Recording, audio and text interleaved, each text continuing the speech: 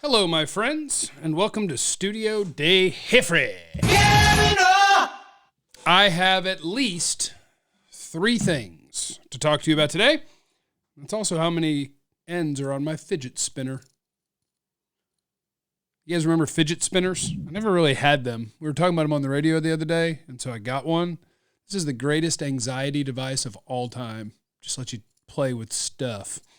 3 things to talk about today. 1, Cowboys running back position. 2, Cowboys free agent target according to Jeff. And 3, why the Cowboys are doomed anyway. But we're still here. So what are you going to do, you know? Let's see. Let's start with free agency, shall we? Some teams get to keep talking about their football team and trying to win the Super Bowl. Not ours. So instead, we'll focus on what we got to focus on. I was fiddle-farting around with the names available in free agency and trying to come up with, all right, Jeff, if you could pick, what do you want the Cowboys to do? What do you demand that the Cowboys will do in free agency? And I think there is some good news if the Cowboys are willing to be a little bit different this year, which who knows, right? I've heard scuttlebutt that mayhaps they will be in the mix early in the free agency process this year, but that's also one of those things that I'll believe it as soon as I see it. Until then, we'll hang out and wait for the third wave of NFL free agency. But here's what I'm thinking. What I'm thinking is we got to be better on the line of scrimmage, right? The defensive line from last year, that don't work.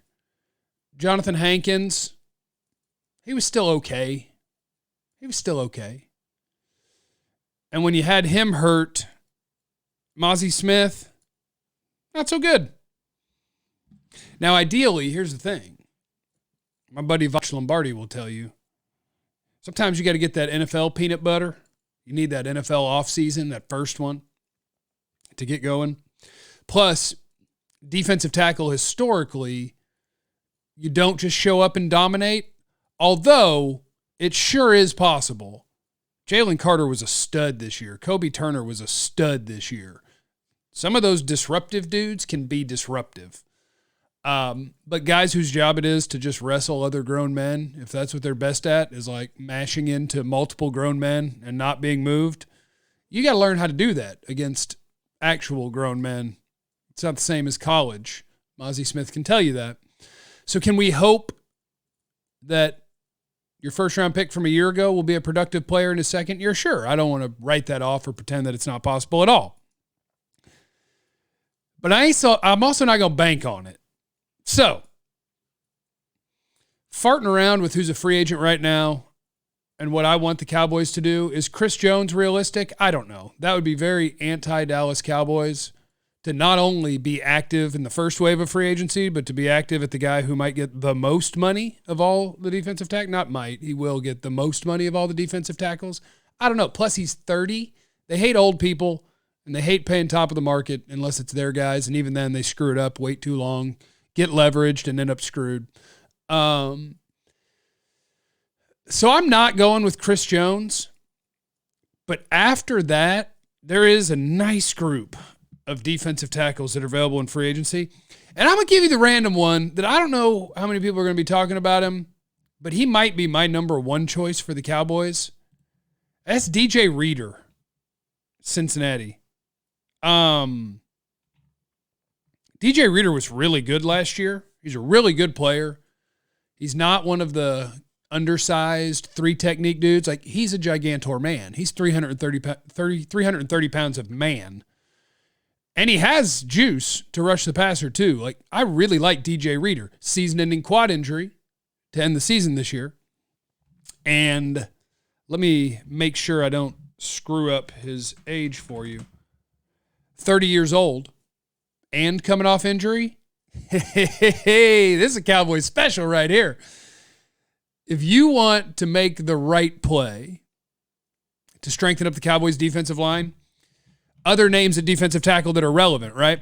Anywhere you look, top 50, top 100, top 150 free agents in the NFL, Chris Jones is going to be right at the top. He's also 30 years old. So a guy who's getting older, who, by the way, not real interested in playing the run. There's some really funny Chris Jones stats about the first half of games and how often he makes a play in the run game, the answer is literally never, ever. That premium price, that 30-year-old player, not super interested in playing the run until the third or fourth quarter. I think somebody else could cut that check. If the Cowboys did, cool. I love disruption from the middle of the defensive line. Chris Jones is a stud, right? Love it. I'm not banking on that for the Cowboys. Justin Matabuke, Baltimore. Interested. 13 sacks this year. Arrow going, wee. Really nice player. But I do like to factor in when I'm talking about the Cowboys. You are talking about this is going to be the biggest contract he ever signs. At the age of 26, well, you are in prime make moneyville. And he's at the top of all the available free agent lists in the world. Christian Wilkins, Miami. Really nice player. 28 years old. 9 sacks this year. If the Cowboys sign Christian Wilkins, you will not hear complaints from Jeff. No, you will not. I will be A-okay with that. Leonard Williams, I would be A-okay with that. He is still super good. 30 years old, but still super good. The reason that I have zoned in on DJ Reader is, one, he is the gigantor man of this group. So if you are looking for stout dudes that are tough to move, he's your guy. He's your 330-pounder of this defensive line class. And when you look at projected contracts, free agency rankings, he ain't up there with Chris Jones and Matabuke and in some cases Christian Wilkins and even Leonard Williams. Like, he's kind of fifth out of the defensive tackle room. I don't mind plucking that and having a well-rounded player that is starting to approach when you would think that the fall off might be coming, because now I'm playing a balance game of, I know I'm getting a good football player, and I know that he can play the nose, and I've still got Osa for another year who can play the 3.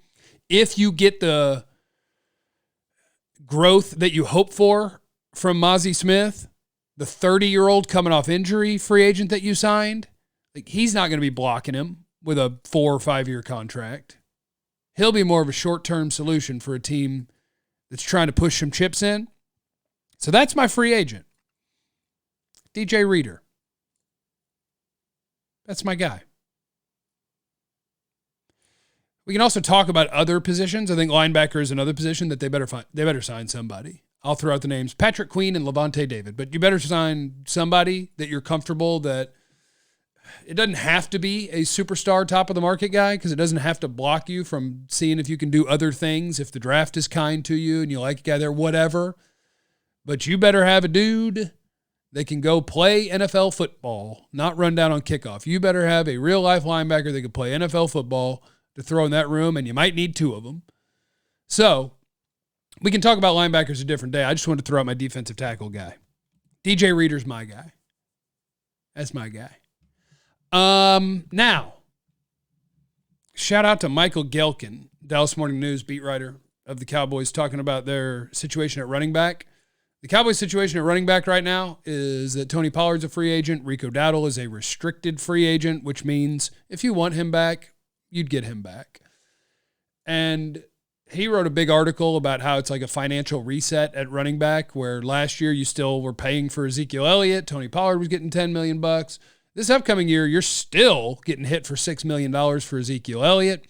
But basically, the way I read his article was that, yes, they're able to financially reset here. Do not expect them to be spending money on running backs, which means expect them to pick someone somewhere in the middle rounds and get ready for your backfield to be some combination of Rico Dowdle, Malik Davis, draft pick, Deuce Vaughn, Hunter Lepke. Like, that's the guys that you're going to go with. And I'm cool with that. I think a lot of people would know that by now. I'm cool with that. You can find somebody that'll pop. You get enough young legs back there, you'll find a guy that'll pop. We don't need to be spending money on that position. And I like that. But I just thought it was interesting that the way that he wrote it made it sound like it wasn't just, hey, here's an update on how much running backs are getting paid on the Cowboys. It kind of read more like and I know that they're done doing that for now. Their money will not be allocated to running back, which I think is good. That's fine. I'm good with that. I like that. Now, I am the crazy guy that I want Deuce Vaughn to play. I love the tiny running back. I think the tiny running back is hell. Tiny running back and tiny wide receiver, as long as your catch radius isn't super tiny, as long as you can like catch a ball. It's real hard for my dog is so athletic. He's like 85 pounds. He'll never in his life catch a rabbit.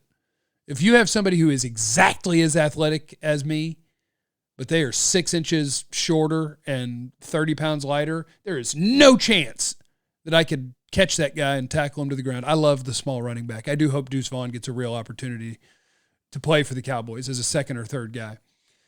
And then for draft season, we'll work through the second, third. What do the Cowboys have now? 1, 2, 3, couple of sevens, and it's projected that they'll probably have a 5 or 6. So round 2, 3, 5, 6, we might get to go find us a fun guy for the Cowboys. The other thing that I wanted to get to today is why the Cowboys are doomed, and it was really sad to hear. I don't know how many of you are subscribed to The Athletic, but the About Them Cowboys podcast, it's my buddy Kevin Turner, it's my buddy John Machota, and it's my buddy Kent Garrison. All good dudes, all good Cowboy men. And I saw somebody clipped the audio from it, and I just listened to like a minute and a half. And Kent used to work for the Cowboys when I would do the draft show or any other podcast that was on DallasCowboys.com. Kent was like behind the scenes man, producer man, audio man, can do all the things man, smart person who can do stuff that I don't know how to do it. And he was talking about how, every NFL draft, we get the secret audio of the phone call they make to a player when they sign them or when they draft them. And it's always really fun. It's always really cool. And he was mentioning so the phone lines are wired like that. And it's interesting because you can hear and see what happens during drafts. We can't because we're not the ones running that equipment, but some people can. And he just told a story that he thought was entertaining about the Lions called the Cowboys during a draft. And he didn't say a player name, but he was kind of well-known name that they were talking about maybe a trade. And that Stephen Jones was the guy who answered the phone. And he was like, who? And he's like, oh, okay, I'll call you back. And then I'll think about it. And doesn't ever go to anybody in the room to be like, oh yeah, this is who called and this is a player they were calling about. So it was an NFL team that called a team's war room, which in most scenarios, that means that you end up talking to the decision maker on the other team, right? The guy who knows the players in the NFL and the guys who are going to get drafted, they know all the things. But when the Cowboys, it's Jerry's kid that answers, who knows he knows the paperwork on how the NFL salary cap works. And that's who you get. And so that conversation doesn't get passed on to Will McClay, to your pro personnel, to your draft personnel, to anybody. Boy, a fidget spinner's that cheap that I already broke it? And then the Lions call back 5 minutes later, have you thought about it? And he's like, we're good.